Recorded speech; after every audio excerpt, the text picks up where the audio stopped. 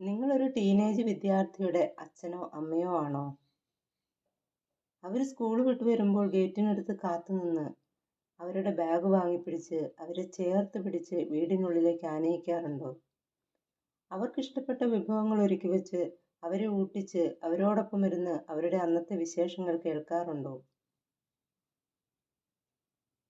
ഇനി അഥവാ നിങ്ങൾ ജോലിക്കാരാണെങ്കിൽ കുട്ടികൾ സ്കൂൾ വിട്ട് വീട്ടിൽ വരുന്ന സമയത്ത് അവരുടെ വിശേഷങ്ങളൊക്കെ ഫോണിൽ വിളിച്ച് സംസാരിക്കാറുണ്ടോ? അവർക്കിഷ്ടപ്പെട്ട വസ്തുക്കൾ ഉണ്ടാക്കി വെച്ചിട്ടുണ്ടെന്നും അത് കഴിക്കണമെന്നും വയറ് നിറയെ കഴിക്കണമെന്നും പറഞ്ഞ് അവരെ സന്തോഷിപ്പിക്കാറുണ്ടോ? നിങ്ങൾ ഇങ്ങനെയൊക്കെ ചെയ്യുന്നുണ്ടെങ്കിൽ നിങ്ങളുടെ മക്കൾ ഒരിക്കലും വഴിപിഴച്ചു പോവില്ല. ഒരു ലഹരിയുടെയും മറ്റൊരു ലഹരിയുടെയും പുറകെ അവർ പോവില്ല. മറ്റൊരു സ്നേഹവും തേടി അവർ പോവില്ല.